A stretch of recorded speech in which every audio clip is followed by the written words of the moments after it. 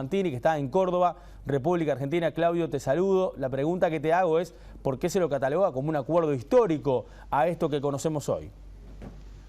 Hola Nicolás, creo que hay varias razones. Es un acuerdo de una magnitud imponente, se lo equipara al Plan Marshall, tal vez porque claramente la economía está viviendo a nivel mundial y también en Europa una devastación que de algún modo evoca a aquella Europa que había quedado devastada y paralizada sobre los escombros o bajo los escombros de la Segunda Guerra Mundial.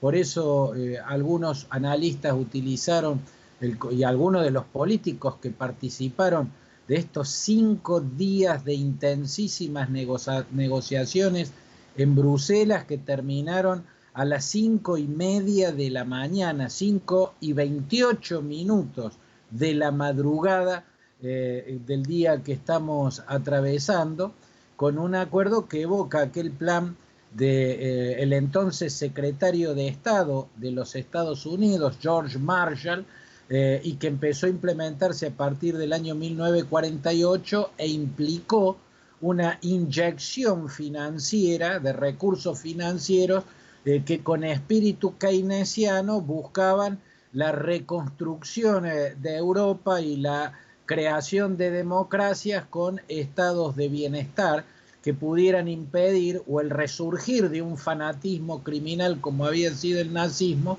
o el avance del comunismo soviético desde el este hacia el oeste. Bueno, en este caso la economía europea estaba paralizada, la Unión Europea estaba casi desintegrada porque se habían impuesto naturalmente por la pandemia las fronteras, se habían reinstalado.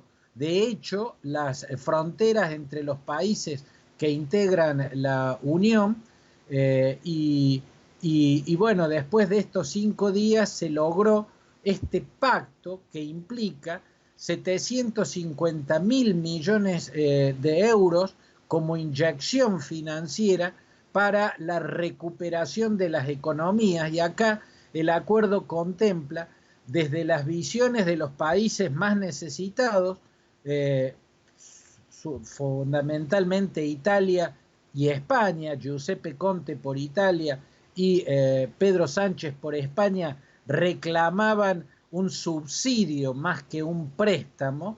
Necesitan las economías revivir por un subsidio masivo y no por dinero que haya que devolver, porque la situación económica es muy grave. En la vereda de enfrente, en una posición muy dura, Nicolás, estaba el frente de los países que se autollamaron los frugales. Holanda, Suecia, Austria y Dinamarca eran la vanguardia de los países frugales que querían que sean créditos, o sea, dinero a devolver, y no subsidios, dinero que no tienen que devolver, y que además esos créditos se otorguen, pero con la condición de profundas reformas para que esos estados no tengan déficit de ningún tipo y puedan devolver el dinero. En el medio, como el fiel de la balanza, estaba el eje Macron-Merkel.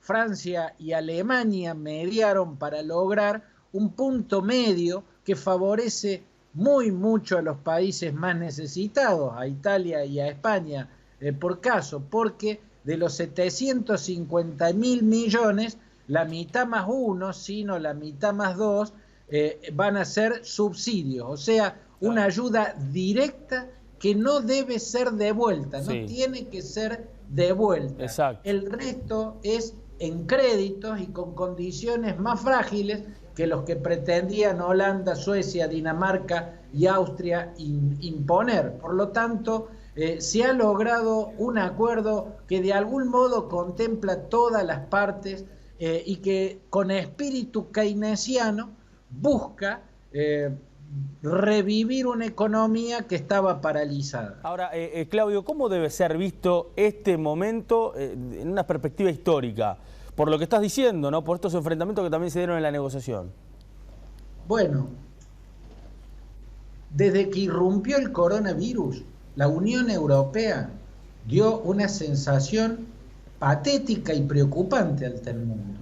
Quedó paralizada. La tomó absolutamente por sorpresa. El virus entró por Italia, fundamentalmente por el norte de Italia, la Lombardía, donde hay uno de los puntos de la llamada nueva ruta de la seda china. Hay fuertísimas inversiones chinas y multitudinarias comunidades chinas. Y también entró por España, pero rápidamente pasó a Francia y llegó también a los países del norte europeo. Y la Unión Europea se quedó sin respuestas, pero peor aún, se quedó paralizada, ¿no? Se reinstalaron de hecho las fronteras. Daba la impresión de que la Unión Europea empezaba a desintegrarse porque no daba respuestas, no reaccionaba. La Unión Europea había quedado en terapia intensiva y parecía no poder salir de ese estado de coma en el que se encontraba.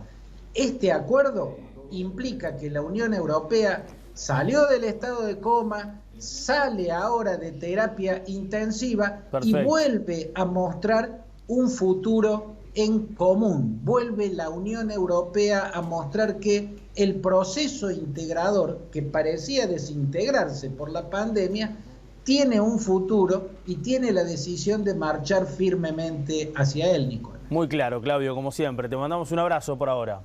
Un gran abrazo. Muy bien, Claudio Fantini entonces con el análisis de lo que está pasando en la Unión Europea. Muy bien, vamos a hacer una nueva tanda. Al regreso, además del pronóstico del tiempo, tenemos información sobre